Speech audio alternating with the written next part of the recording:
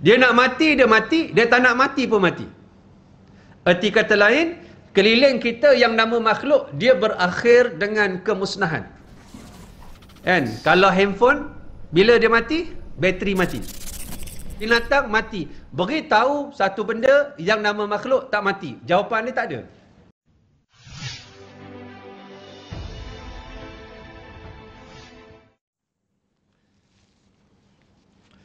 Assalamualaikum warahmatullahi ta'ala wabarakatuh. A'udzu billahi as-sami'il alim minasy syaithanir rajim. Bismillahirrahmanirrahim. Alhamdulillahilladzi adhaka wa abaka wa amata wa ahya. Wa as'ada wa ashqa wa adalla wa hada. Wallazi anzalal Qur'ana ala khatamil anbiya'i wal mursalin wa rafa'a bihi aqwaman wa wada'a bihi akharin faman ittaba'a hudahu kana minas su'ada wa man a'rada anhu kana minal ashqiya.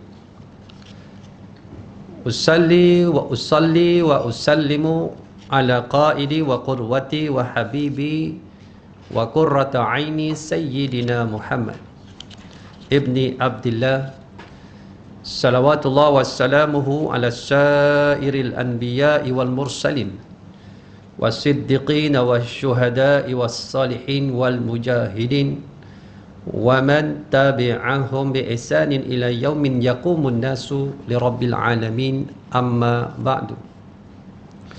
Yaqulullahu ta'ala fil Qur'anil Karim ba'da a'udzu billahi minasy syaithanir rajim wa laysatit taubatu lil ladzina ya'maluna as-sayyi'at hatta idza hadara ahadahumul maut qala inni tubtu al-an walal ladzina yamutuna wa hum kuffarun ulaika a'tadna lahum azaban alima. Sadaqallahul azim. Allahumma aslih qulubana wa azil uyubana wa tawallana bil husna wa zayyinna bit taqwa wajma' lana khairal akhirati wal ula warzuqna ta'ataka ma abqaitana. Wahai Allah, perelokkan hati kami, cabutkan keaiban dari diri kami. Dorongkan kami pada jalan-jalan kebaikan, hiaskan hati kami dengan ketakwaan. Himpunkan bagi kami kebaikan akhirat dan dunia, rezekikan kepada kami ketaatan kepadamu selagi mana kami hidup menumpang di atas muka bumi. Amin ya rabbal alamin. Yang saya hormati lagi saya kasihi tuan-tuan haji, puan-puan haja, tuan-tuan puan-puan muslimin muslimat, seluruh barisan kepimpinan panitia pengajian Masjid Al-Falah, sahabat dan sahabiah yang dirahmati oleh Allah Subhanahu wa taala, tak lupa pada adik-adik. Di depan sekali adik hari ni pakai spek lagi. Alhamdulillah bersama kita pagi ni dapat berhimpun secara fizikal dan juga maya. Kita kata istilah baru ni apa dia? Hybrid. Separuh fizikal yang hadir, separuh lagi melihat secara maya. Secara maya. Ini satu anugerah yang Allah berikan pada kita, kepada peminat-peminat, orang yang cenderung, yang menghargai kuliah, menghargai perkara-perkara yang namanya ketaatan. Kerana Allah pernah uji kita hari itu, tersekat banyak perkara, termasuk dalam perkara-perkara yang melibatkan ibadah di masjid dan sebagainya. Alhamdulillah kita teruskan. Saya selalu sebut, kuliah yang terbaik ialah mulanya lewat, habisnya cepat. Habisnya cepat. Jadi insyaAllah kita pun dah pukul 10, kita pun kena 10 lebih dah ni. Jadi tajuk kita, perkongsian kita, saya mengambil hujung daripada sepotong hadis daripada Ibnu Abbas, ataupun nama penuh dia Abdullah bin Abbas, ataupun Abdullah anak kepada Abbas. Abbas ni pak saudara Nabi. Ibnu Abbas ni anak dia. Dipanggil Ibnu Abbas sebab nak membezakan Sahabat-sahabat Nabi ni banyak nama dia Abdullah. Sebab antara nama yang terbaik untuk kita berikan pada anak cucu zuriat kita, Abdullah, Abdul Rahman, yang mana disandarkan Abdun itu kepada Tuhan yang bersifat dengan segala sifat yang sempurna. Jadi sahabat ni banyak nama Abdullah. Abdullah bin Umar dipanggil Ibnu Umar. Abdullah bin Amrin dipanggil Ibnu Amrin. Abdullah bin Mas'ud dipanggil Ibnu Mas'ud. Termasuklah Ibnu Abbas. Nama dia Abdullah. Lalu dipanggil dengan Ibnu Abbas, nak membezakan Abdullah yang lain. Bahkan terdapat Abdullah yang terkenal dalam hadis, dipanggil Al-Abadilah Al-Arba'ah. Abadilah Al-Arba'ah, Abdullah yang 4. Ibnu Umar, Ibnu Abbas, Ibnu Amrun, Ibnu Mas'ud. Ini dipanggil Abdullah yang 4. Kita ada tak Abdullah yang 4? Tak ada. Kita ada apa? 3 Abdul. Abdul Wahab, Abdul Wahub, Abdul Wahib. Nak sebutnya, Ibnu Abbas ni cukup istimewa di sisi Nabi. Macam adik kecil macam ni. Saya teringat Ibnu Abbas ni, dek. Ketika Nabi wafat, Ibnu Abbas umurnya 13 tahun. Baru 13 tahun. 13 tahun. Walaupun kecil, tetapi namanya diangkat tinggi ke awan, ke langit. Kerana ilmu. Dibezakan kemuliaan seseorang itu dengan ilmu. Dan Allah kalau nak muliakan sahabat-sahabat pagi ini dengan ilmu. Hadis sahih sebut, "May yuridillahu bihi khairan yufaqihu fiddin." Sesiapa yang Allah nakkan kepada dia kebaikan, Allah beri faham agama. Bukan Allah tambahkan rumahnya, Allah tambahkan pangkatnya, Allah besarkan keretanya, tetapi Allah tambahkan ilmunya. Sebab nikmat yang paling besar atas muka bumi, 2 nikmat. Nikmat ilmu dan nikmat iman. Nikmat di akhirat juga Allah bagi 2. Nikmat masuk syurga dan nikmat melihat Allah. Dengan mana kaifiat dia kita pun tak tahu. Orang yang masuk syurga besok boleh melihat Allah. Ru'yatullah, mengikut akidah ahli sunnah wal jamaah, melihat Allah di hari kiamat besok merupakan nikmat anugerah yang terbesar di atas nikmat-nikmat yang besar. Dan sebab itu bila mana Ibnu Abbas ini, kita nak sebut tentang hadis dia, tentang perkongsian kita. 2 tahun sebelum Nabi berhijrah, dia lahir. 619 Masihi. Dia lahir. Nabi tahnik Ibnu Abbas punya mulut. Maknanya Nabi ambil tamar, Nabi kunyah, masukkan dalam mulut Ibnu Abbas. Maknanya lebihan daripada apa yang Nabi kunyah masuk ke mulut dia. Maknanya air liur Ibnu Abbas sejak kecil dah bercampur dengan air liur Rasulullah sallallahu alaihi wasallam yang mulia. Dan banyak Nabi doa untuk Ibnu Abbas. Allahumma faqihhu fid din wa 'allimhu ta'wil. Allah ajar pakihkan dia dalam agama, ajar dia ilmu tafsir. Allahumma 'allimhul hikmah, wahai Allah ajar dia kepada kebijaksanaan. Banyak hadis-hadis doa khusus untuk Ibnu Abbas. Sebab tu Ibnu Abbas ini Allah bagi dia kelebihan, antaranya dia faqih dan dia boleh menafsir berlapis-lapis. Kita banyak tahu cerita ni. Dan kalau sahabat-sahabat pergi Mekah, pergi buat haji atau umrah, pergilah ke Taif. Walaupun Ibnu Abbas ini lahirnya di Mekah, berhijrah ke Madinah, kuburnya di Taif. Kalau pergi ke Taif, Masjid Ibnu Abbas, tempat dia mengajar, beribu anak muridnya. Sebelah masjid itu ada maktabah ataupun pejabat dipanggil muzium, ataupun satu tempat disimpannya khazanah-khazanah, antaranya Quran yang ditulis oleh Bani Thaqif dengan tangan di atas batu. Bila mana zaman dulu kita terfikir Quran tulis atas batu, atas belulang kering, atas kertas, atas pelepah tamar. Tak boleh fikir kita. Bila kita pergi Taif, oh macam ni Quran atas batu. Dipahat. Cantik khatnya. Ada di Taif. Di antara maktabah dan juga masjid, dekat tengah-tengah tu ada tembok tinggi. Di belakang tembok ada makam Ibnu Abbas radhiyallahu anhuma. Daripada hadis Ibnu Abbas, ada 5 benda yang Nabi pesan, kita nak ambil satu je yang kat hujung. untuk kita kongsikan, dan kita ambil Quran, kita ambil hadis, dan kita nak ada satu task, satu assignment, gerak kerja, kita nak buat apa di atas kesimpulan perbincangan kita. Di hujung hadis itu daripada Ibnu Abbas radhiyallahu anhuma, dari Rasulullah sallallahu alaihi wasallam, ada 5 yang Nabi suruh pulun. Nabi sebut ightanim khamsan qabla khamsin. Ightanim khamsan qabla khamsin.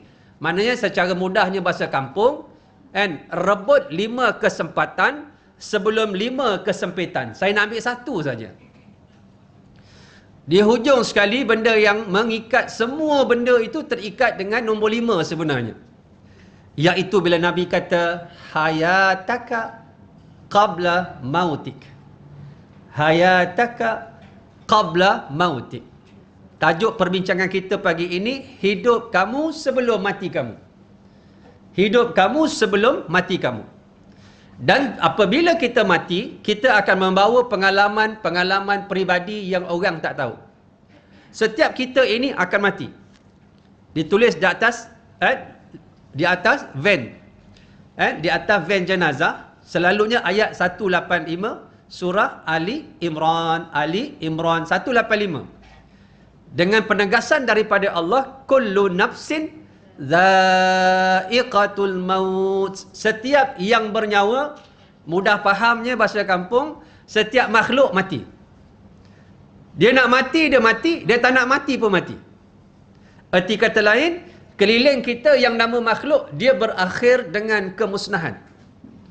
Kan? Kalau handphone, bila dia mati, bateri mati. Selipar kita mati. Apa tanda mati? Kena rembat. Basikal pancit, motor pancit, kereta rosak, cermin pecah, pokok tombang, baju faded, baju season, baju carik. Manusia, namanya Nabi, wafat. Namanya Raja, mangkat. Manusia, meninggal. Binatang, mati. Beritahu satu benda yang nama makhluk tak mati. Jawapan dia tak ada. Kenapa tak ada? Dia penegasan daripada ayat tu tadi. Kullu nafsin, dengan perkataan nafsin, dia tidak ada alif lam. Maknanya semua benda mati. Mati. Wa innama kullu nafsin za'iqatul maut wa innama. Apa sambungan dia? Wa innama. Apa sambungan dia? Dan akan dihimpunkan segala-galanya di atas apa yang kita lakukan di atas muka bumi. Innama tuwaffawna ujurakum. Perkataan ujur. Ini yang kita nak sebut ni, ujur, ujrah, upah, ganjaran, pahala. Bila kita mati pagi ni, kita ada 2 benda saja yang kita mampu menolong kita. Iaitu apa yang kita dah kumpul, ujur tu tadi. Apa yang kita dah buat pagi tadi, solatnya, yang kita dah buat kuliahnya, dah kita baca Qurannya, dah kita selawat atas nabinya, kita sedekah ke atas masjidnya. Yang kita buat ini saja, setakat itu yang kita boleh bawa. Sebab tu dalam memahami hakikat, manusia lupa. Dia ditipu oleh dunia. Sebab tu ayat ini, hujung tu disebut wamal hayatud dunya illa mata'ul ghurur. Dan tidaklah kehidupan dunia itu melainkan kesenangan mata' al-ghurur, menipu. Kita kaya 60-70 tahun hidup, kita kumpul apa 70 tahun? Kumpul apa? 3 helai kain kafan saja yang kita boleh bawa. Kita tak sedar yang kita pulun siang, malam, pagi, petang, panas, hujan, letih, lesu. Kita hanya mengumpul 3 helai kain kafan. Yang lain tak boleh bawa, tak dibenarkan bawa. Walaupun kita wasiat. Ustaz, kalau I mati, Ustaz, I nak kafan dengan kain sutera daripada Cina, Ustaz. Kain songket penuh daripada Terengganu, Ustaz. Jawapan dia tak boleh. Kerana ia termasuk wasiat yang fasid. Wasiat yang tak perlu ditunaikan. Sebab dia bertentangan dengan syarak. Sebab itu kehidupan kita ini, kita nak bawa apa yang kita dah kumpul pagi tadi, kita meninggal lah ni. Yang kedua, benda-benda yang boleh menyambung ke sana. Kita akan sambung saat lagi. Apa yang boleh kita dapat dalam talian hayat yang kita nak capai 5 benda insya-Allah. Jadi bila kita mati, ada satu penyakit menimpa kita. Penyakit penyesalan. Tu yang Nabi suruh cepat. Ightanim, apa ghanimah? Rebut sungguh. Sebab apa? Pintu akan tertutup. Dan antara pintu yang akan tertutup ialah pintu taubat. Dan bila kita mati, kita akan ditimpa penyakit penyesalan. Yang beriman menyesal. Sebab apa? Sebab tak buat banyak. Yang tak beriman menyesal. Sebab apa? Sebab tak sempat bertaubat. Bertepatan dengan ayat yang saya bacakan daripada surah, nama dia surah An-Nisa ayat 18. Walaisatit taubatu lilladzina ya'maluna sayyi'at. Bukanlah taubat itu untuk orang-orang yang melakukan sayyi'at, kejahatan dan juga maksiat. Lalu hatta idza hadara ahadahumul maut, sampailah kepada mereka kematian. Dan kita diuji oleh Allah Subhanahu wa taala. Sekarang ni kita sedang diuji. Jangan terlalu gembira dengan apa yang ada pada hari ini menyebabkan kita tidak bersyukur di atas kehidupan. Saya duduk ni di atas kerusi ini, pernah duduk di atasnya sahabat saya bernama Al-Fadil Al-Ustaz Al-Marhum Ustaz Rizwan Rahmat. Dia meninggal bila? Bulan Jun yang lepas.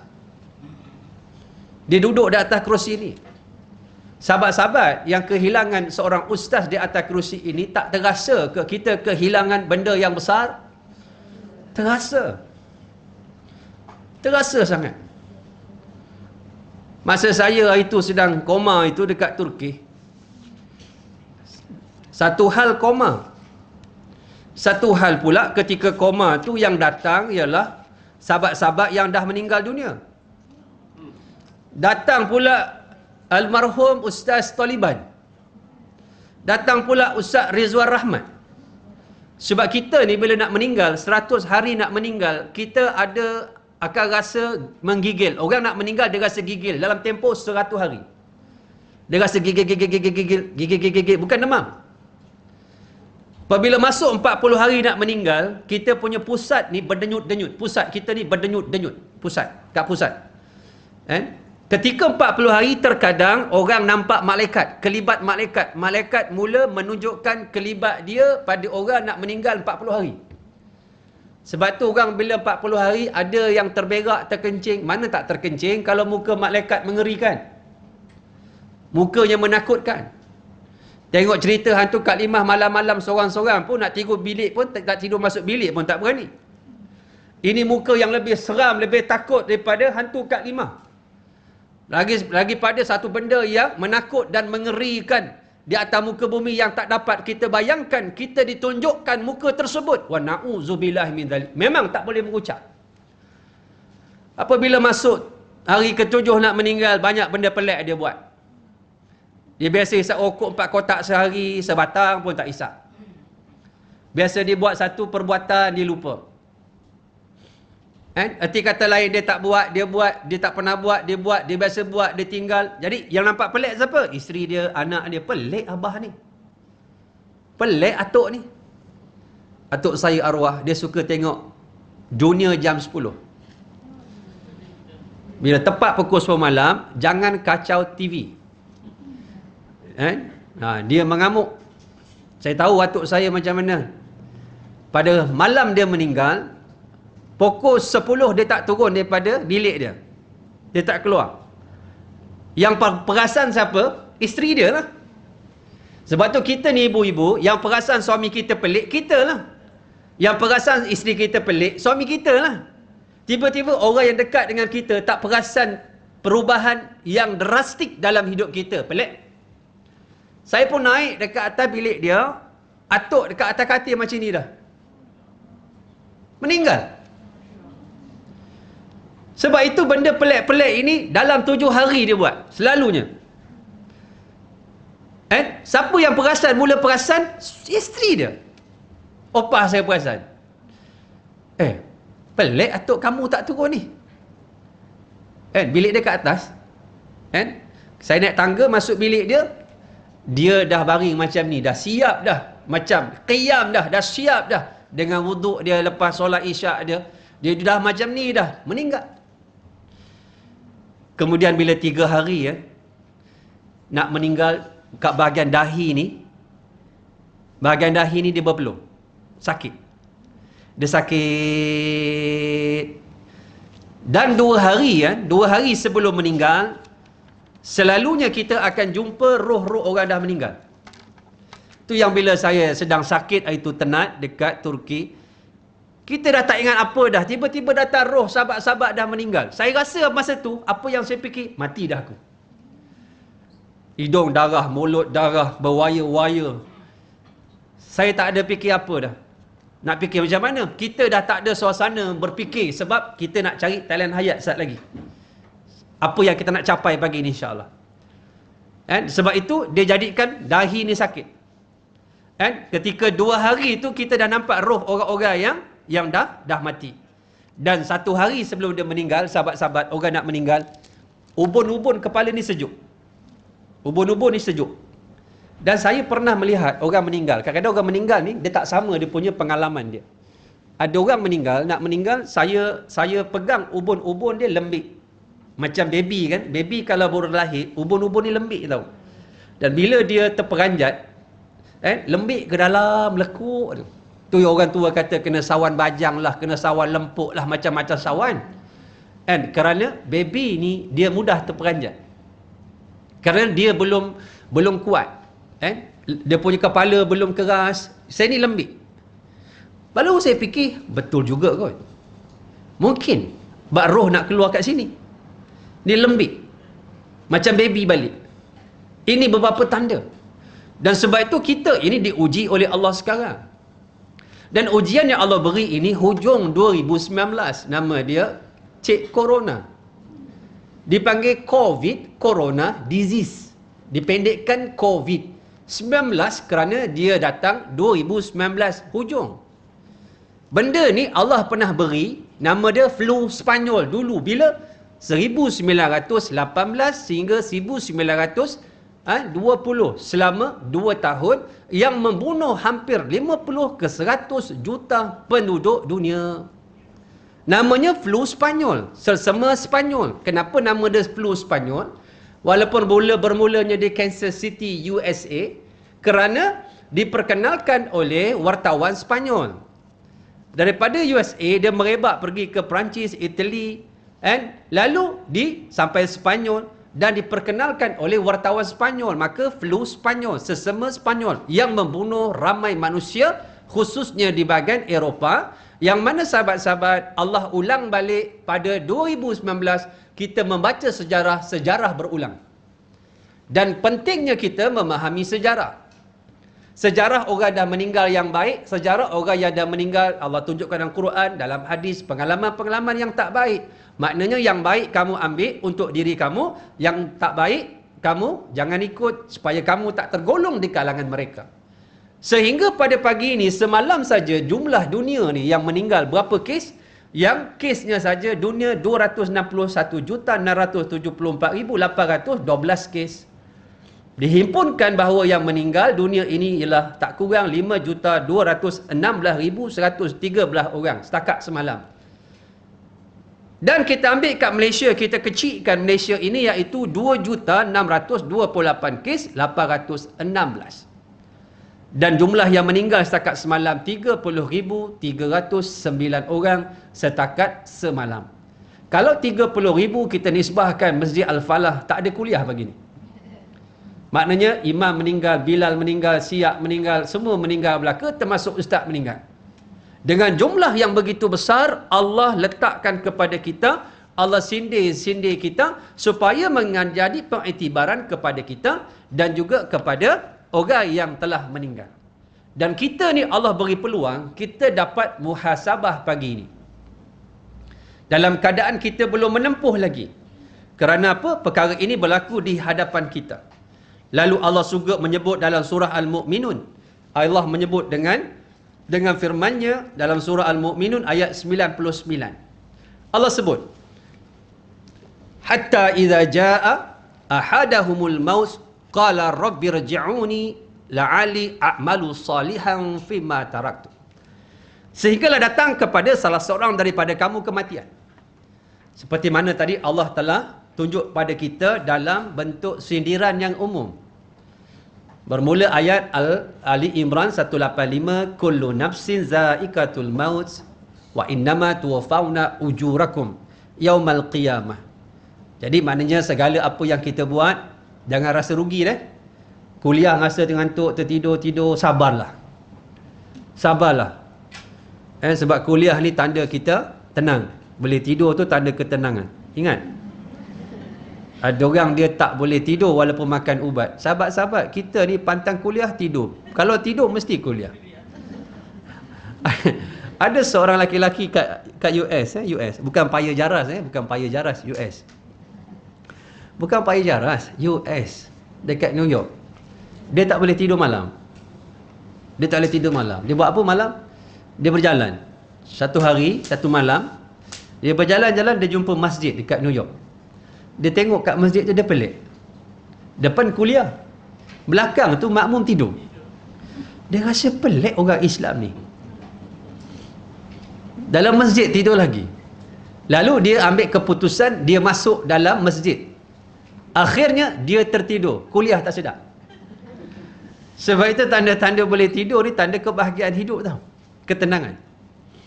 Lalu akan dihimpunkan oleh Allah Subhanahu wa taala. Faman zuhziha 'anil nar. Ini tengok. Tanda kejayaan yang sebenarnya yang kita nak bawa anak cucu zuriat kita. Apabila sesiapa dijarakkan, dijauhkan dari neraka, wa udkhilal jannata, dimasukkan dalam syurga. Allah mari dengan fa, kemudian mari huruf qaf dan dal. Faqad faza. Boleh tak kalau Allah sebut wa udkhilal jannata faza? Boleh? Dari sudut grammar, nahu, grammatically-nya betul. Tapi bila mari fa dengan qad, fa qaf dal, faqad faza. Di sini ada pengukuhan dari Allah. Sesungguh-sungguh terjemah, saya pun tak tahu nak terjemah apa bahasa Melayu. Sesungguh-sungguhnya orang yang dapat kategori ini, yang mana dia dijauhkan daripada neraka, dimasukkan dalam syurga. Siapa dapat kategori ini, kata Allah, faqad fazah. Inilah hakikat kejayaan yang sebenar. Bukan SPM 10A, bukan Universiti 4 flat dapat Dean List, anugerah dekan, bukan anak kita rumahnya besar, keretanya besar, pangkatnya besar, pandang kita tak pada dengan sebelah mata. Tetapi inilah hakikat kebenaran dan kejayaan di sisi Allah. Sebab itu kan sibuk kat dalam radio hari ni kan, saya kadang dengar kat radio orang kata apa? Macam-macam. Sebenarnya saya tanya kat isteri, kenapa orang cakap apa dia sekarang ni sibuk? Di sana apa? Di sana meriah, sini meriah, berdosa kan. Lah ni dekat radio selalu sebut, tak handsome tak apa, janji kaya. Tak handsome tak apa, janji kaya. Benda ni salah ni. Tak handsome tak apa, yang penting solat. Tak handsome tak apa, yang penting beriman. Tak kaya tak apa, yang penting masuk syurga. Ini nilai hakikat yang mana manusia cuba keluarkan manusia daripada kefahaman Tuhan. Allah letakkan tak handsome tak apa, tak kaya tak apa, yang penting syurga. Inilah dia hakikat kejayaan yang Allah sebutkan dalam surah Ali Imran 185, ditampal di dinding-dinding jenazah. Hakikat kehidupan. Wamal hayatud dunya. Tengok. Tidaklah kehidupan yang kita sayang kasih itu, melainkan dianya merupakan apa kata Allah? Kesenangan yang menipu.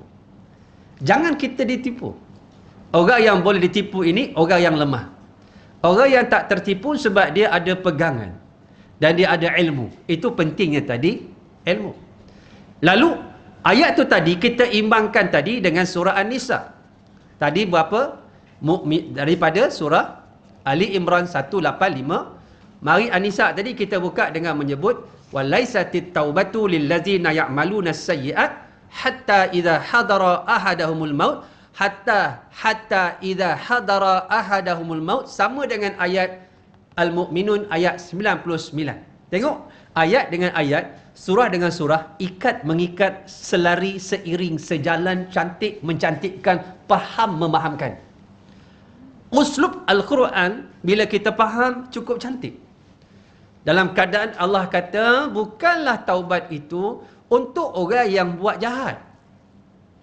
Kita ni buat jahat, tiba-tiba mati buat kejahatan. Jangan. Dalam keadaan Taubat itu bukan orang yang macam ini, kerana bila sampai kepada dia kematian, dia berkata, qala inni tubtul an, ya Allah, aku taubatlah ni. Sebab dalam erti kata lain, bukanlah taubat itu untuk kita menunggu masa kecederaan untuk berubah. Bukan kita tunggu injury time. Kita nak pergi umrah, kita nak pergi Mekah, nak buat haji, bukan tunggu tawaf tu. Bukan tunggu sampai airport Jeddah, airport Madinah. Saya Ustaz, Tan Sri dia tak nak pergi Ustaz. Kenapa? Dia takut Ustaz, takut kena seksa kat Mekah. Isteri dia cakap, Mekah bukan tempat seksa deh. Kena faham elok-elok. Mekah ni dia bergantung apa yang kita niatkan di sini. Perubahan, taubat, kefahaman, penyesalan, muhasabah di sini. Bukan di USJ, bukan di Keluang, bukan di Johor, di Perak, di Kedah. Perubahannya di sini. Setiap orang ada benda yang duduk di sini. At-taqwa hahuna, taqwa di sini. Perubahan di sini kita letakkan iaitu sangkaan baik kita kepada Allah. Allah berada di atas sangkaan baik kita kepadanya. Nampak? Kan? Wala yamutanna ahadukum hatta yuhsina zanna billahi.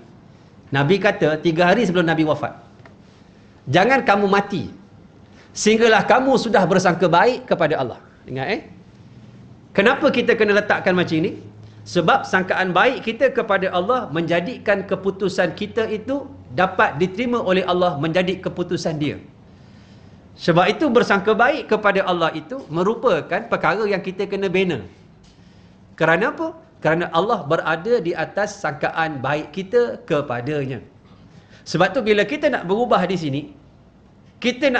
sini, Allah melihat di sini. Sebab tu ada orang bila pergi Mekah, dia ada benda yang tak selesai di Malaysia. Tu yang tak boleh tawaf, pijak dan simen kaki dia terbakar. Dia rasa dia, orang lain tenang je. Ada tak boleh pakai kain ihram, orang nak pergi tawaf, dia pakai necktie, dia pakai baju long sleeve, pakai coat. Banyak benda-benda berlaku ini akibat tak ada perubahan di sini. Tetapi bila orang dia nak berubah, walaupun dia gangster, dia bertatu-tatu, walaupun dia ada satu perasaan, dia ragu-ragu, betul ke Tuhan tak marah kat aku ni? Sampai kawan saya, kawan saya kata kat dia, saya bawa Tuan pejam mata. Sampai depan Kaabah, Tuan buka mata. Sebab dia takut, Ustaz, saya takut tak nampak Kaabah. Dengan dosa yang dia ada, kata dia. Kawan saya pimpin dia sampai depan Kaabah, buka mata, buka. Depan dia Kaabah. Bila tiba tu, laki-laki kan, bila buka bahu belah kanan, penuh tatu ni. Melayu ni, tatu penuh. Tatu penuh. Bila nampak Kaabah, dia menjerit. Hilang rasa malu. Hilang rasa ego dia. Bila berhadapan dengan kebesaran Allah, hamba itu bila dalam hati, dalam diri, ada sifat hidup bertuhan, dia lemah, dia tunduk kepada Allah Subhanahu Wa Taala. Bila dia uji, tadarra'u, sifat dia merendah diri. Bila dia nak berubah, Allah tunjukkan kesebesaran dia. Allah tunjukkan. Menjerit-jerit. Ustaz saya berzina, ustaz saya berjudi, minum arak, ustaz. Dia sebut dosa-dosa dia. Sampai tahap dia kata, ustaz, dengan dosa saya yang banyak ni ustaz, Allah pandang saya lagi. Allah bagi peluang pada saya untuk saya kembali kepadanya. Sebab itu sahabat-sahabat, kita kena faham bagaimana Allah membina perkara ini supaya kita mengambil pengiktibaran. Benda ni boleh berlaku kepada kita. Walaupun bermulanya COVID itu di Wuhan, China. Lah ni orang tak cerita Wuhan. Tenggelam perkataan Wuhan, tenggelam perkataan China. China sekarang ni dalam ranking ni, outbreak dunia, jumlah COVID dunia, duduk dalam nombor 20-an. Top 10 ni semua negara maju ni, bermula US. Nak sebutnya, Allah kiaskan, nampak? Mula ke China, mari pula Indonesia, mari pula Singapura, mari pula dekat Thailand, dia mari Malaysia, dia mari dekat negeri-negeri tertentu, dia mari Selangor, dia mari USJ. Daripada USJ, sahabat-sahabat, dia mari ke rumah jiran-jiran kita. Ada sahabat kita kehilangan hari ni, seorang demi seorang. Kemudian dia mari rumah kita, ada mak ayah hilang, ada anak kehilangan. Jangan sampai besok pagi malaikat ketuk pintu rumah kita, Assalamualaikum, nak jumpa kita. Jangan sampai ayat ini kena pada kita. Lalu kita berkata, la'ali a'malu salihan fima taraktu. Ya Allah, mudah-mudahan kau balikkan aku. Ya Allah, bila aku dah nampak kematian, aku nak balik semula ke dunia. La'ali a'malu salihan fima taraktu. Aku nak buat amal soleh yang aku tinggal dulu. Allah jawab, kalla innaha kalimatun huwa qailuha. Ini semua kata-kata nak menyelamat diri, kata Allah. Kalau diberikan kehidupan, dia akan buat benda yang sama. Apa yang dia akan dibuat? Dia akan tinggalkan balik amalan-amalan yang sepatut dibuat. Kerana apa? Dia dah lepas hidup dia untuk dalam keadaan siksaan Allah Subhanahu wa taala. Dan di hadapan dia, kata Allah Subhanahu wa taala, wa min waraihim barzakhun ila yaumi yub'atsun. Dan di hadapan kita ini, sahabat-sahabat, terdapat apa? Satu alam namanya barzakhun. Barzakh, dinding. Bukan dekat kubur tu. Bukan kat kubur, kat Keramat, kubur kat UK Perdana, kubur dekat Bukit Mahkota, bukan. Itu tempat simpan mayat. Orang ada kubur, tak ada kubur, mati saja pergi barzakh. Mati saja pergi barzakh. Maksudnya barzakh ini syarat masuk dia, tiket dia mati. Walaupun ada orang tak ada kubur, mayatnya hilang, kapal terbang hilang, terbakar, hancur berkecai, kena bom dan sebagainya, walaupun tak ada jasad, walaupun tak ada rupa, tak ada bentuk, mati je, barzakhun. Barzakh. Barzakh syarat masuk pertama, mati. Dan bila masuk barzakh, masalahnya dia tak boleh kembali ke dunia. Walaupun banyak permintaan-permintaan macam ayat tadi. Qala rabbirji'uni la'ali a'malu salihah. Surah Al-Mu'minun. Ya Allah, balikkan aku sebelum kat dunia nak beramal. Ada yang dah meninggal lah ni, kita duduk pagi ni, nak balik, nak solat, nak balik baca Quran, nak balik, nak minta maaf dengan mak bapak dia, nak balik, nak minta maaf dengan orang yang dia kata, nak balik sebab nak sedekah. Masing-masing dengan niat masing-masing. Di atas apa yang kekurangan ketika dia berjumpa alam barzakh. Ada yang nak sedekah. Wa anfiqu mimma razaqnakum min qabli an ya'tiya ahadakumul maut fayaqula rabbi laula akhartani ila ajalin qaribin fa asaddaqa wa akum minas salihin. Surah Al-Munafiqun ayat 10. Dia minta balik semula ke dunia untuk tujuan apa? Secara khusus, purposely untuk sedekah. Melihat kelebihan apa yang Allah berikan kepadanya. Dan sebab itu sahabat-sahabat, kita perlukan talian hayat. Ada 5 perkara yang kita nak kongsikan pada pagi ini untuk kita bawa. Kerana apa? Al-qabru awalu manazilil akhirah. Al-qabru awalu manazilil akhirah. Kubur itu, barzakh itu merupakan apa dia? Transit pertama akhirat. Muqaddimah kepada akhirat ialah barzakhun. Di sinilah tempat kita untuk menunggu kita pergi ke alam yang lebih baik. Dalam transit ini dia boleh jadi baik, transit ini dia boleh jadi tak baik.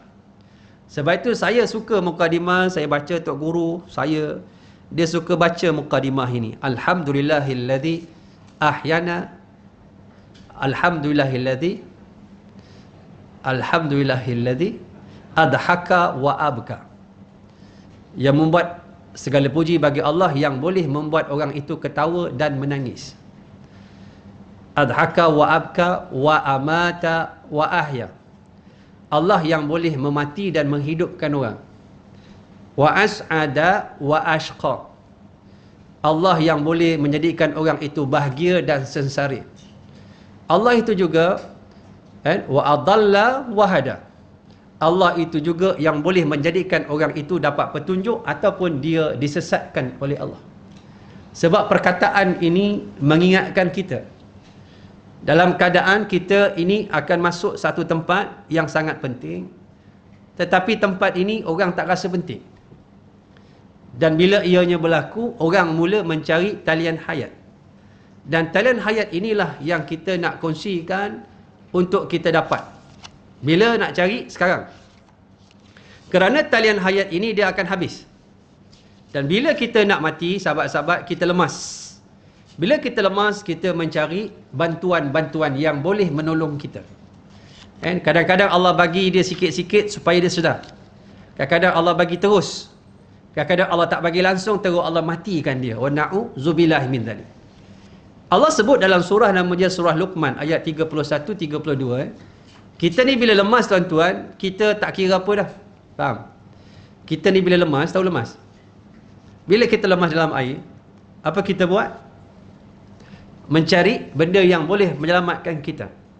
Bila kita nak lemas, buaya lalu, okey? Buaya pun kita paut.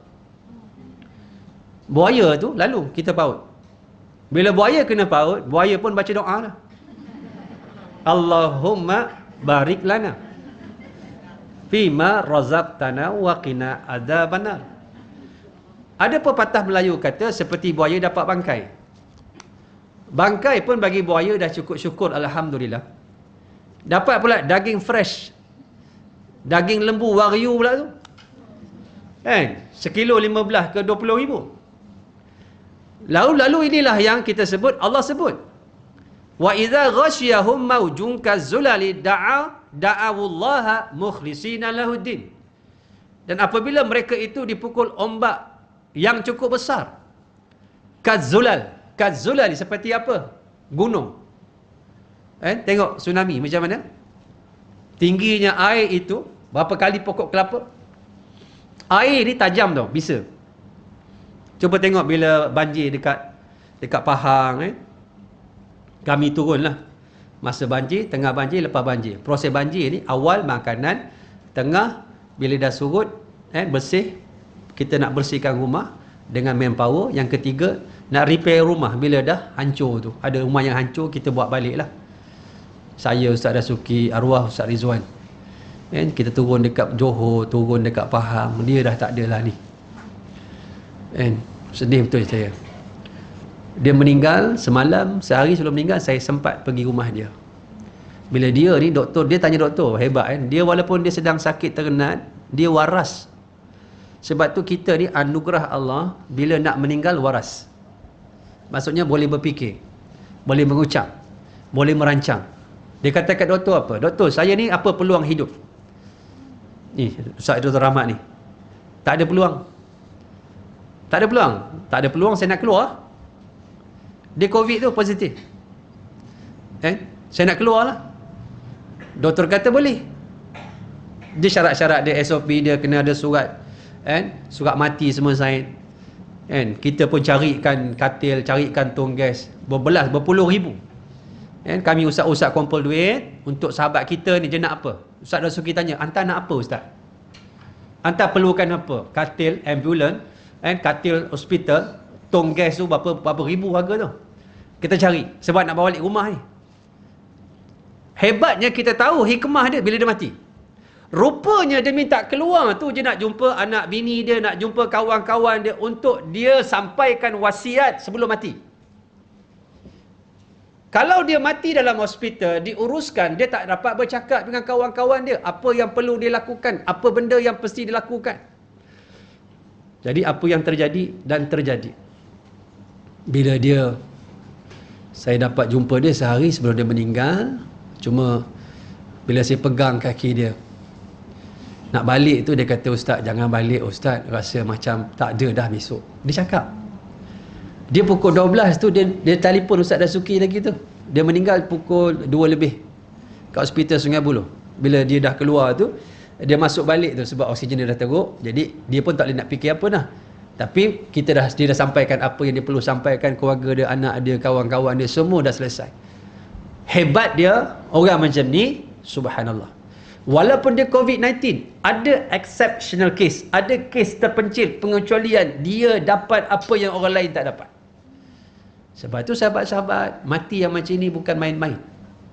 Sebab antara orang-orang yang Allah muliakan, dia beriman, dia Islam, mati macam ni. Dipanggil mat'un. Dalam istilahnya, mati ta'un, penyakit pandemik. Sebab tu buku daripada Mufti Wilayah, Menteri Agama, ex-Menteri Agama, Dr. Zulkifli, Datuk, ada cerita kupasan hadis-hadis dia. Bukan main-main. Dan hari dia meninggal itu, Ustaz Rizwan Rahmat, patut dia Viva, dia punya master dia. Hari Viva dia. Dia pelajar. Siapa yang belajar agama ni ketika tu dia meninggal, fahuwa fi sabilillah, dia pada jalan Allah. Kena pula mati pandemik, dua double cantiknya dia. Subhanallah. Dan sebab itu sahabat-sahabat, bila kita ni dalam keadaan Allah uji kita dalam keadaan lemas, dia mencari Tuhan. Termasuklah Fir'aun yang mengaku Tuhan. Bila di mana dia tenggelam, Allah sebut dalam surah Yunus ayat 90. Wajawazna bi bani Israel al-bahra fa'atba'ahum fir'aunu wa junuduhu baghyan wa adwa. Apabila kami tolong Bani Israel yang dipimpin oleh Nabi Musa menyeberangi Laut Merah, bukan Sungai Kelang, laut, sini ke sana tak nampak sepadan, dalam keadaan dikejar oleh Fir'aun dah, wa junuduhu, tenteranya. Kata ulama, tentera Fir'aun yang kejar Nabi Musa 2 juta orang. Baghyan wa adwan, dengan penuh rasa benci, dendam, kesumat, pemusuhan. Apabila Nabi Musa sampai seberang sana, Fir'aun sampai tengah.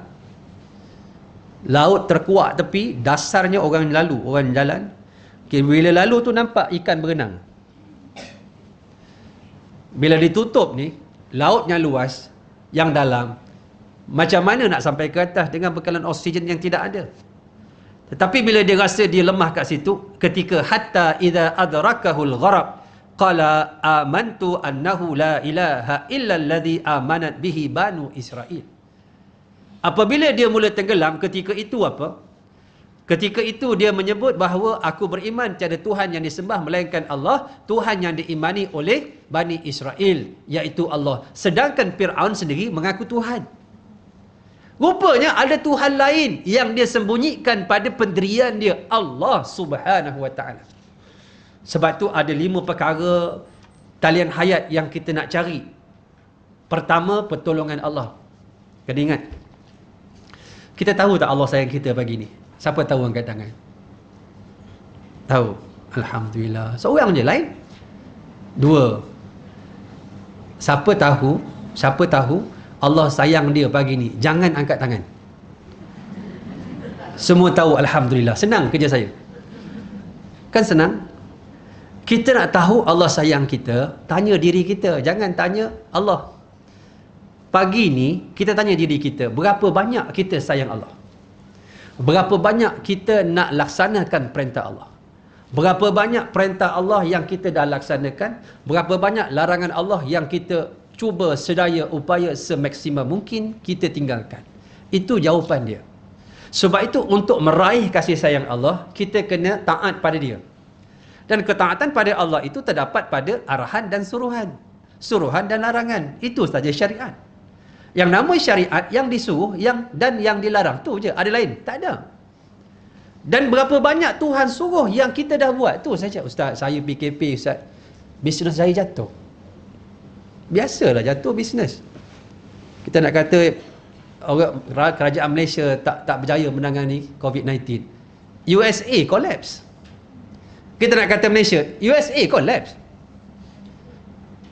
Negara yang gagah gergasi itu collapse sampai hari ini, ekonomi merudum. Kita nak kata apa? Bila Allah datangkan satu ujian, dia tak kira kamu USA, Malaysia ke, kamu mana ke, dia bila datang habis. Tapi yang tak sedapnya, saya Ustaz, bisnes jatuh Ustaz, habis Ustaz. Saya Ustaz, niaga tak laku Ustaz. Dalam masa yang sama, ia mengaku, ia mengadu, bisnes tak berjaya, duit tak ada. Dalam masa yang sama tak sembahyang. Dalam masa yang sama tak puasa. Jual bazar Ramadan untuk orang puasa, dia tak puasa. Kalau saya puasa kan Ustaz, saya tak boleh nak rasa pula. Itu pentingnya belajar. Rasa tak batal, yang batal telan. Ibu-ibu masak, nak bagi sedap tu, kalau kita letak di atas dalam mangkuk, baru letak garam, tak sama dengan letak garam dalam periuk. Saya tahulah, saya pun tukang masak. Saya tukang masak. Jangan main. Nampak macam ni bodoh-bodoh. Nanti kalau nak pergi madrasah saya Ulu Bernam, pakat-pakat buat rombongan, saya masak. InsyaAllah.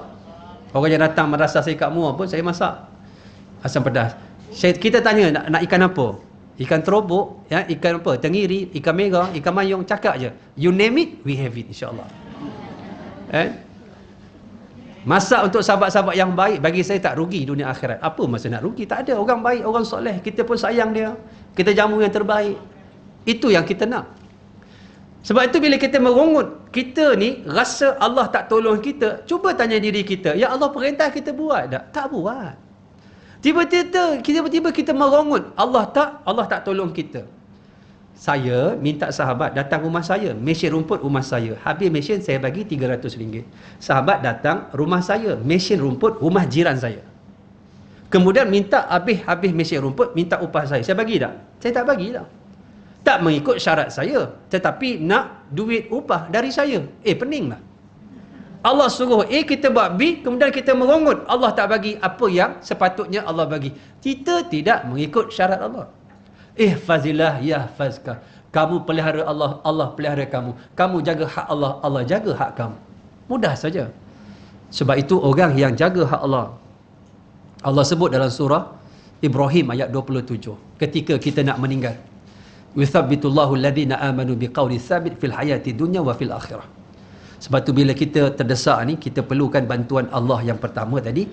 Allah yang jaga kita, sebab kita jaga agama dia ketika hidup, ketika mati Allah jaga kita, nak mati Allah jaga kita. Yuthabbitullah, Allah tathbitkan, dia boleh mengucap, dia tenang, dia tak payah, dia tak ada masalah bagaimana orang lain lalui. Yang kedua, kita perlukan pertolongan malaikat. Disebut oleh Allah Subhanahu wa taala surah Fussilat ayat 30. Innal ladzina qalu rabbunallahu thumma istaqamu. Adapun orang yang berkata Tuhan kami Allah, kemudian beristiqamah dengan tuntutan iman itu dalam hidupnya, tatanazzalu alaihimul malaikatu alla takhafu wa la tahzanu wa abshiru bil jannati allati kuntum tu'adun. Maka ketika nak mati, dalam tafsir sebut turun malaikat yang banyak. Kita kalau mati orang soleh, malaikat beratur daripada jenazah kita sampai ke kubur, 500 malaikat. Cuma kita tak nampak. 500 malaikat meraihkan orang baik ketika meninggal. Sebab tu malaikat ni bila orang baik yang meninggal, dia mengambil tumpang tui tu. Dia tumpang kelebihan orang tu. Sebab tu bila dia orang tu baik meninggal, malaikat rasa seronok nak tumpang orang tu. Bila dibawa ke langit, roh ni, pintu-pintu langit terbuka, malaikat berlumba-lumba. Seronok malaikat. Seolah-olah begini, ni roh dia aku bawa. Aku pun tumpang, aku pegang kepala. Aku kaki, aku. Bila malu? Bila orang baik. Tetapi kalau orang jahat, pintu langit tak terbuka. Berbau busuk, malaikat komplain. Busuk, apa ni busuk ni? Inilah roh fulan bin fulan wa na'udzubillah. Sebab itu malaikat ini dia menolong kita. Termasuk hadis yang sahih juga, man ahabba liqa Allah ahabba Allah liqa'ahu. Siapa suka jumpa Allah, Allah suka jumpa dia. Siapa benci jumpa Allah, Allah benci jumpa dia. Maksud dia ketika meninggal, yang baik ni malaikat datang dengan muka yang cantik. Tengok malaikat tu tak puas, memata memandang. Kaum Nabi Lut, bila malaikat datang jadi tetamu Nabi Lut, kaum dia syok dengan jantan. Jantan dengan jantan. Ada LGBT kata kat saya ustaz, bila kita cerita tentang kasih sayang, Allah sedap juga syarahan dia. Islam ni bawa kasih sayang ustaz, agama Islam. Saya dengar je, yelah. Bila saya sayang seseorang, walaupun dia lain jantina ustaz, ataupun sama jantina, saya suka laki-laki, ustaz halang saya, ustaz menghalang kasih sayang Allah. Sedap juga ceramah dia. Jantan syok jantan. Saya tanya satu benda je. Tak apalah, saya nak tanya satu benda je. Ya ustaz, tanyalah ustaz. Ini program tanyalah ustaz. Ke ustaz tanyalah. Ustaz tanya, ustaz jawab, kata dia. Kalau kamu syok laki-laki tak apalah. Kalau itu nature kamu, tak apa, saya anggap itu hak kamulah mungkin. Tapi saya tanya satu benda je. Kalau kamu ni dulu mak ayah kamu jantan dengan jantan, kamu tak lahir tau.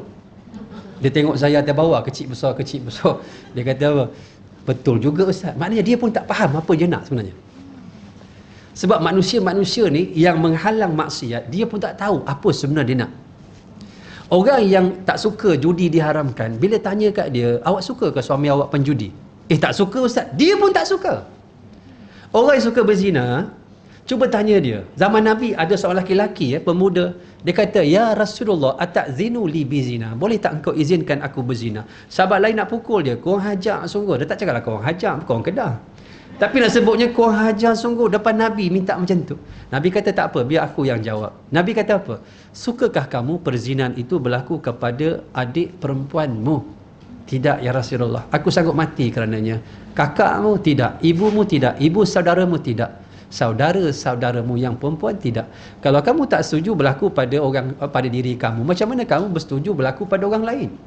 Orang lain juga tidak bersetuju berlaku pada kaum keluarga mereka. Sebab tu kita ni yang nakkan satu benda yang tak baik pada sisi Allah, kita pun sendiri tak boleh menerima kejahatan itu. Dan sebab itu bila benda ini kita tengok, Allah berikan kepada kita, kita kena faham. Kan? Baru dalam hal ini Allah Subhanahu Wa Taala berikan. Sebab itu bila marinya malaikat jadi tetamu Nabi Lut, lawanya malaikat. Ketika mana dia syok jantan dengan jantan, yang datang tu bukan manusia biasa, malaikat cantik, serba sempurna, dalam keadaan semakin meluap-luap gairah kejahatan manusia yang bernafsu. Lawanya malaikat datang, erti kata lain, dengan rupa yang cantik. Yang ketiga, kita perlukan pertolongan anak-anak. Sebab tu kita perlu pertolongan anak-anak yang boleh memahami keadaan ibu dan ayah ketika kritikal. Kita perlu talian hayat ini.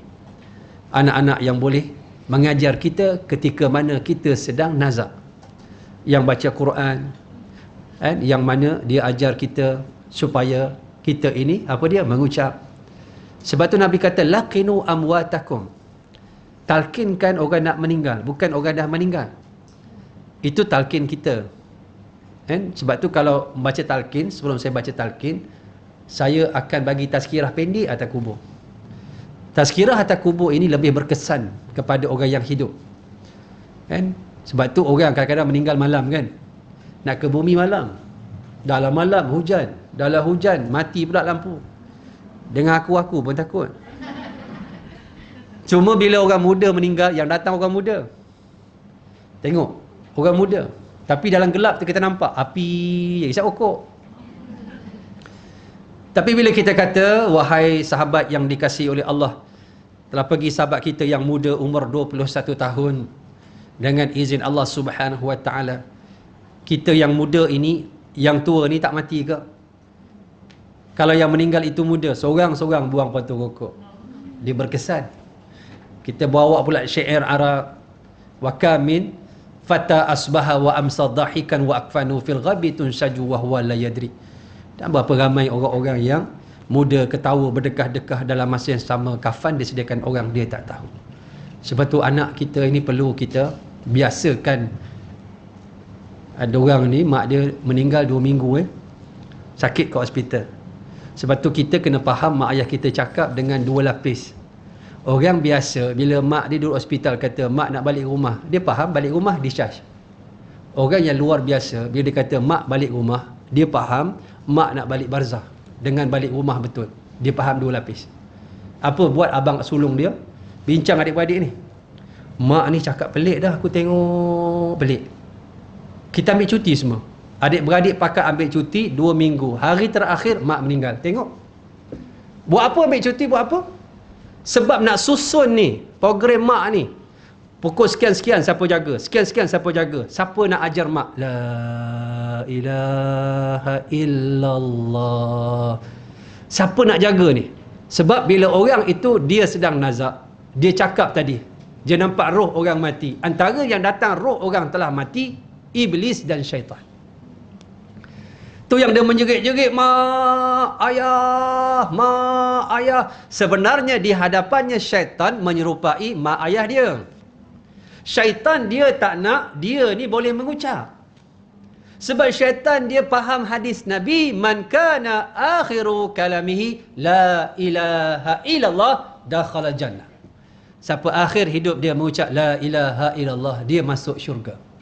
Syaitan ketika saat akhir pun dia cuba menyesatkan orang yang nak meninggal. Sebab tu anak bila nampak mak ayah dah tenang, sebut mak Allah, dia sebut Allah, biarkan.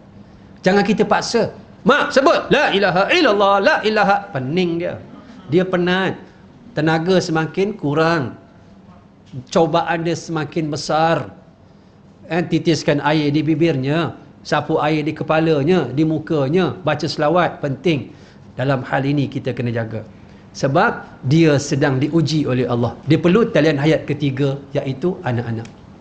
Yang keempat, sahabat-sahabat, kita perlu talian hayat sahabat-sahabat kita. Sahabat-sahabat kita. Sebab tu saya rasa sahabat yang paling baik, sahabat yang boleh faham hidup dan mati kita, susah dan senang bersama. Kan? Saya bukan nak puji sahabat-sahabat, tapi itulah sahabat-sahabat.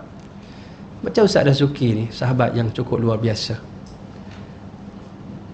Dia tak boleh tengok sahabat dia susah. Kan? Masa susah-susah selalu sahabat-sahabat, Ustaz pinjam duit.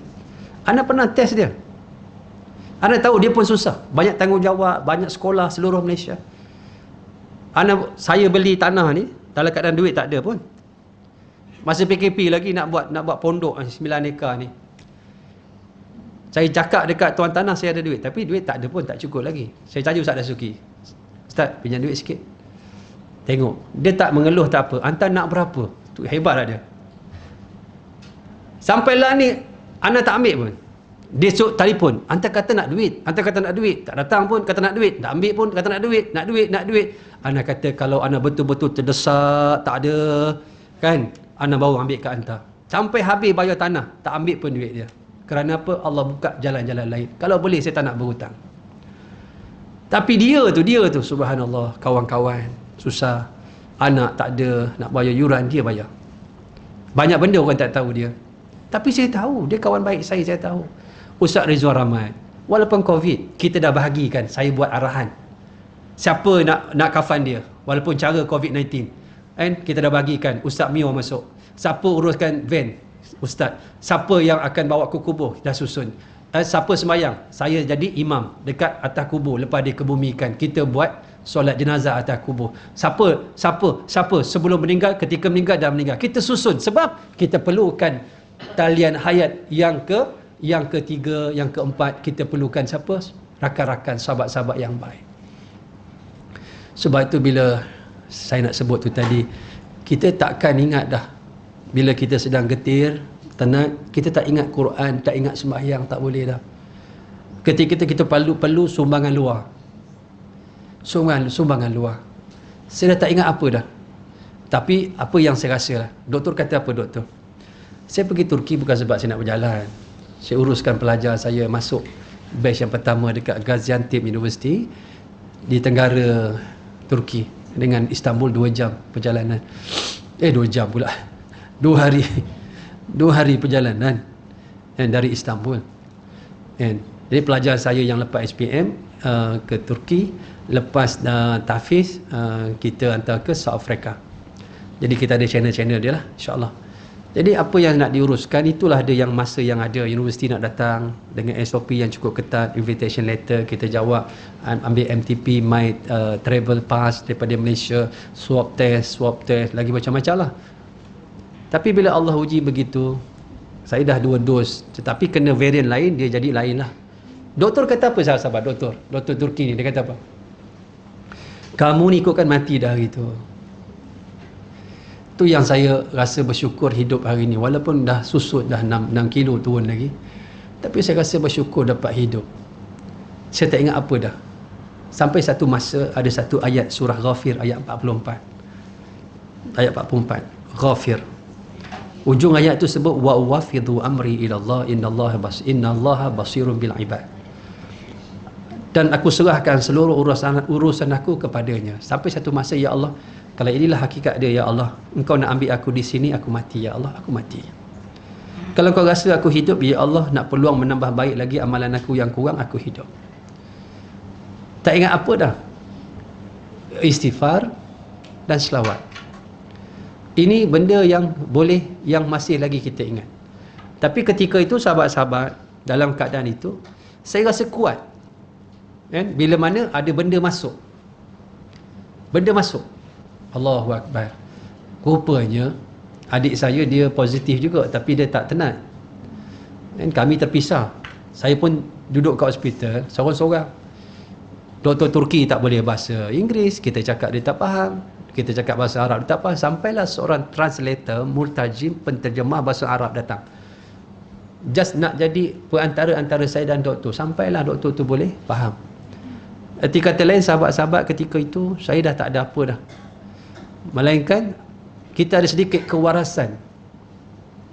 Dan juga bila adik saya tu dia minta pada pelajar yang kami ada supaya munajat dan yasin. Baru saya teringat rupanya kami ada madrasah di Kemboja. Kan? Ada 12,000 dulu, beli tanah 7 ekar. Tanah murah sana. Pelajar yang saya ambil daripada Kemboja 2 orang, hafal Quran habis, hantar Naratiwat Universiti habis, jadi mudi sana sekarang. Kita rupanya ada madrasah di Bangladesh. Kita buat madrasah untuk anak yatim, orang susah. Rupanya saya ada anak murid di South Africa, belajar kitab lah ni. Kita ada pelajar kita di Malaysia. Bila adik saya hantar gambar, lepas tu saya tengok balik gambar-gambar tu, orang-orang susah ni dengan Quran, dia ingat ustaz dia sedang kesusahan. Dan sahabat-sahabat kita daripada masjid-masjid surau, saya yakin dan saya sangat yakin bahawa inilah dia yang menolong kita ketika kita sedang kelemasan tu tadi. Maka inilah talian hayat yang keempat. Sahabat-sahabat yang soleh ingat kita. Sebab itu kita ni jangan rasa rugi dengan agama Allah. Jangan berkira-kira dengan agama Allah. Kita memerlukan mereka. Semalam dapat mesej seorang, kan, hajah meninggal dunia. Dan dia orang baik. Sebab tu orang kalau ada sumbang untuk madrasah, walaupun RM1, saya RM1 ni saya mampu. RM1 bagi saya sangat besar. Sebab ada orang dia hanya ada RM2. RM1 dia infak untuk Islam. Ada orang dia tak ada duit, RM1 saja harta dia infak semua untuk Islam. Sebab itu jangan kita menilai RM1 itu kecil. Saya simpan nama dia. Dia kata apa? Ustaz, saya RM1 pun Ustaz simpan nama saya. Bagi saya nama Tuan cukup besar, nama Puan cukup besar. Di sisi Allah lagi besar. Saya hidup ni dengan bantuan orang miskin dulu. Sebab itu bila mana saya belajar kat Pakistan dulu, duduk kat kampung, pagi saya pusing kampung, ambil roti. Setiap rumah bagi roti, sekeping, 2 keping, 3 keping. Ada sebuah rumah yang sangat-sangat daif. Rumah dia kalau kita bersin, hancur rumah. Setiap pagi dia bagi sekeping roti. Roti-roti ni kita bawa balik madrasah. Pukul 9 pagi rehat, kita bagi anak-anak madrasah makan roti orang kampung. Agak-agak sahabat-sahabat yang bagi roti sekeping tu, rumah nak rebah tu, nak roboh tu, agak-agak saya boleh lupa dia ke? Saya tak mungkin lupa dia sampai hari kiamat. Sebab sekeping roti saya jadi manusia hari ni. Sebab tu tak ada nilai yang kecil di sisi Allah. Cuma kita ni kadang-kadang merasa rugi untuk kita letakkan diri kita dalam benda yang kita mampu beri. Tak susah mana pun. Dan sebab itu kita perlukan bantuan-bantuan hayat ini. Talian-talian hayat ini. Dan bila saya dapat mesej daripada anak dia, mak meninggal, saya sebut kebaikan mak dia. Ya, bonda kamu sekian-sekian, orangnya baik. Saya kenal dia selalu dekat masjid sekian, surau sekian. Dan dia banyak menyumbang untuk kebaikan Islam. Dan saya panjangkan pada sahabat-sahabat, grup-grup yang saya ada. Kalau boleh solat jenazah gaib, buat. Nak sebutnya, hebatnya apabila dia meninggal dunia. Sebab tu kita ini, dalam hal ini kita perlu talian hayat. Kita perlukan sahabat-sahabat yang baik. Dan yang terakhir, yang kelima, kita perlukan talian hayat dari amalan-amalan kita sebelum mati. Idzal matal insanu, dalam riwayat lain, idza mata ibnu adama, sekiranya mati seorang anak Adam, inqata'a. Perkataan inqata'a bukan dia putus, terputus. Apakah benda terputus ni sengaja tak? Tak sengaja. Tak ada orang sengaja tiba-tiba potong bekalan elektrik rumah dia, tak ada. Melainkan dia tak mampu bayar, mari surat merah juga tak mampu, TNB datang potong. Sebab apa? Sebab dia tak mampu bayar. Terpotong bekalan yang sepatutnya ada. Sebab itu kita buat benda itu ketika hidup. Jangan rasa rugi. Benda-benda yang kita kumpulkan, benda-benda yang kita laburkan. Kerana perkara ini di sisi Allah besar belaka. Besar belaka. Semua itu menjadi apa yang kita boleh bawa ke sana. Sedekah jariah kita. Jangan berkira kemudian kita ada ilmu boleh mengajar anak cucu, muqaddam, alif bata, qiraati. Jangan rasa rugi. Dan juga anak-anak soleh tadi mendoakan kita.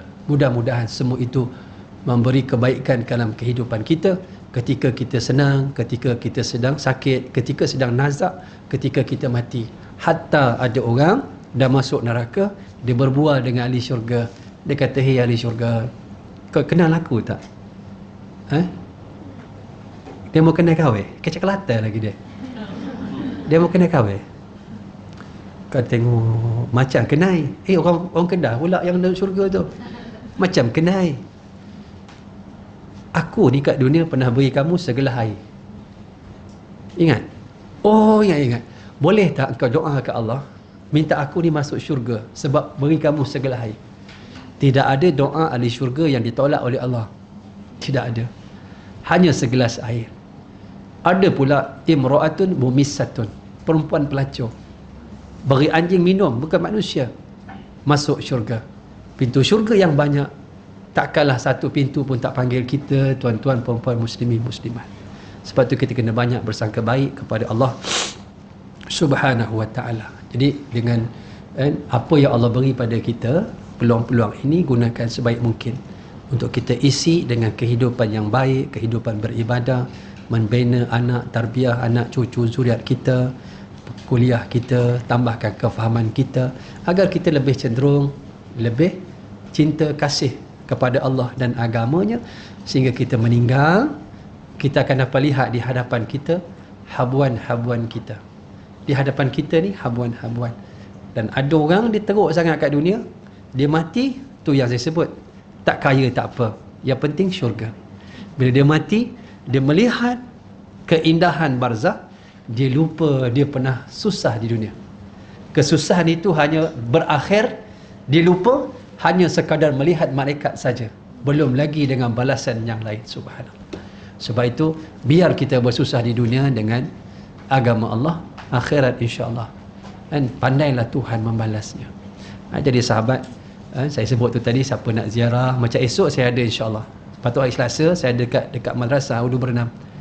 Daripada rumah saya tak jauh, 50 minit saja atas highway. So laju sikit 45, laju sikit 40 minit, laju sikit alam barzakh. Jangan cubalah. Dekat je sampai Tol Berang ke tapak madrasah 7 minit je, tak jauh. Sekarang dah dibuka, boleh datang. Ada sahabat-sahabat datang, saya cakap alhamdulillah. Kalau beritahu awal, kita tengoklah dengan apa kemampuan yang kita ada. Lah ni kita sedang membangunkan surau rumah inap hampir siap. Hujung bulan 12 ni rumah inap ni untuk tetamu-tetamu, untuk tok guru. InsyaAllah hujung bulan 12 ni saya cuba bawa tok guru, Tuan Guru Haji Asbullah Saleh, 96 umur dia. Ini tok guru saya, murabi saya daripada Muar. Sebab rumah ni untuk tok guru. Sebab saya punya tetamu tak sama macam sahabat-sahabat minta tamu. Sekali datang 5-6 kereta. Saya buat rumah dulu untuk pantau kerja-kerja madrasah, kerja-kerja surau. Jadi rumah hampir siap. Rumah hampir siap. Sebab tok guru ni lain ustaz-ustaz ni kan. Ustaz, ada rumah? Ada. Kami 5 kereta ustaz 5 kereta. Kita masaklah 3-4 pagi. Ustaz nak datang, seronok kan? Seronok. Kita didik isteri kita pun jadi seronok macam tu. Datang rahmat ni, rahmat. Masaklah, kita tidur dalam kuali kan. Nak sebutnya kan. Ustaz-ustaz lain, dia punya hubungan dia lain lah. Lain. Itu seronok dengan ustaz-ustaz ni, saya suka sahabat-sahabat. Yang bukan ustaz pun sadar juga kita sayang belaka. Jadi maknanya kita sedang bangunkan. Kat luar tu sahabat ada flyers kan. Saya kumpul 600,000, baki tinggal 190,000 saja untuk surau. Untuk surau, insya-Allah dalam 3 bulan ni siap surau. Surau Siak saya naik madrasah dengan classroom, kemudian naik rumah guru, hostel. Lepas Surau Siak ni saya akan buat 2 pondok contoh. 2 pondok contoh. Harga saya belum finalize lagi. Lebih kurang dalam 38 ke 40 unit. Jadi pondok ni untuk dewasa berkitab. Pengajian dia saya akan buat di surau. Pelajar ni dia ada classroom dia. Dan saya nak ambil pelajar yang dah habis Quran 30 juzuk untuk kita tambahkan dengan kitab, ambil stamp, kita buat tahfiz stamp. Kalau dia grade boleh dapat diploma. Dan saya akan turunkan ilmu merawat perubatan Islam supaya lebih ramai lagi ustaz-ustaz yang boleh mengubat. Kena jin, kena apa. Kalau dia tak jumpa dengan ustaz, nanti dia jumpa dengan bomo je, jadi khurafat, jadi main jin dan sebagainya. Wa na'udzubillah. Jadi kita tak mahu ilmu-ilmu yang ditukunkan oleh tuan-tuan guru kita, Datuk Harundin, Ustaz Ismail Kamu, Datuk Ustaz Ismail Kamu berakhir. Jadi ini yang saya buat ni 9 ekar ni. Dan di hujung sana saya tanam pokok dan juga ikan 4 kolam. Asalnya paya tu hampir 2 ekar. Jadi saya repair dapat 4 kolam. Atas bukit tu durian tu pun yang infak semua sahabat-sahabat. Jadi sahabat-sahabat saya yang hari ni dia adalah ambil cuti, pelajar sahabat-sahabat pensyarah universiti masa dulu saya di universiti. Dia orang ni alhamdulillah walaupun engineer, lecturer electrical engineering, elektronik, tapi mereka ni ada jiwa Islam. Kami ustaz tak ada apa ustaz, kami tolong wiring, kami tolong piping, tolong tanam durian, jadilah ustaz. Saya cuma jamu mereka, masak-masak, beli ikan, saya masak, jamu mereka, nasi lemak sebungkus pagi. Saya rasa seronok dengan jiwa-jiwa macam ni. Ada orang yang minat dengan agama tapi dia bukan bidang agama.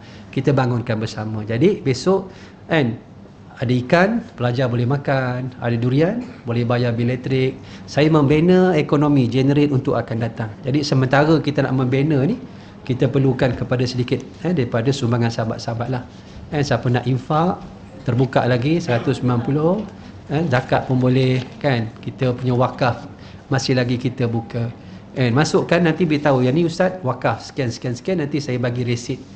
Yang nak tolak nak pelepasan lembaga hasil pun LHDN pun boleh. Cuma saya akan bincang dengan yayasan lah. Yayasan saya yang boleh didak ni lembaga hasil dalam negeri. Saya cuba insya-Allah. Kita akan cuba untuk sahabat-sahabat yang bekerja dan sebagainya, insya-Allah kita cuba. Dan insya-Allah siap nanti di sana program kita qiyam, solat Quran, kitab, kita duduk dalam suasana ibadah. InsyaAllah tenang. Pagi berkabus bunyi kakmon tu kakmon monyet babi kerbau pendek menarik, sesuai untuk menenangkan jiwa kita bertafakur. Saya perlukan suasana macam tu ketika umur kita pun dah semakin tua ni. Saya perlukan suasana macam tu nak membina jiwa kita sendiri sebenarnya. Bila kita ajak kawan-kawan tu, yang saya buka pondok-pondok tu, insya-Allah saya kena temu duga lah. Jangan beli wakaf tinggal buat homestay, tak mau. Saya nak komitmen yang masuk dia belajar. Sebab kita buat silibus tauhid, fiqh, tasawuf dan sebagainya. Tak mau datang buat homestay seronok-seronok weekend. Kita tak mau. Kita nak belajar. Keutamaan saya belajar. Nak belajar. Jangan main-main lah. Belajar sungguh. Biar kita hidupkan suasana beribadah itu dengan sesempurna mungkin, insya-Allah. Boleh dah. Allah manfa'na bima 'allamtana wa 'allimna ma yanfa'una. Ya Allah, manfaatlah pada kami dengan apa yang kau ajar pada kami. Ajarlah kepada kami dengan perkara-perkara yang bermanfaat bagi kami. Ampunkan dosa kami yang banyak, ya Allah. Siapa yang dapat mengampunkan dosa kami kalau bukan Engkau? Ampunkan dosa kedua orang ibu bapa kami, ya Allah. Ampunkan dosa ibu kami, ibu yang telah mengorbankan nyawanya melahirkan kami. Ampunkan dosa ayah kami, ya Allah. Ayah yang telah membanting tulang 4 keratnya membesar dan mendidik kami. Ya Allah, rahmatilah kedua-duanya sebagaimana kedua-duanya merahmati kami masa kecil, menjaga kami dengan susah payah, ya Allah. Jangan Engkau jadikan kami anak-anak, ya Allah, yang boleh menjerumuskan kedua ibu bapa yang kami kasih, yang kami sayang ke dalam jurang api neraka-Mu, ya Allah. Ampunkan dosa suami kami, ya Allah. Suami yang banyak bersusah payah untuk kami, ya Allah. Suami yang kasih kepada kami, ya Allah. Allah. Apakan dosa isteri kami, isteri yang juga bersusah payah ya Allah bersama kami membina keluarga Islam yang Engkau redai. Ya Allah ya Tuhan kami, Kau lembutkan hati anak kami ya Allah. Terkadang anak kami jauh daripada agamamu, Engkau lembutkan hati mereka ya Allah. Apakan dosa adik-beradik sahabat jiran-jiran kami, apakan dosa ya Allah khususnya tok-tok guru kami yang masih hidup atau telah meninggal dunia ya Allah.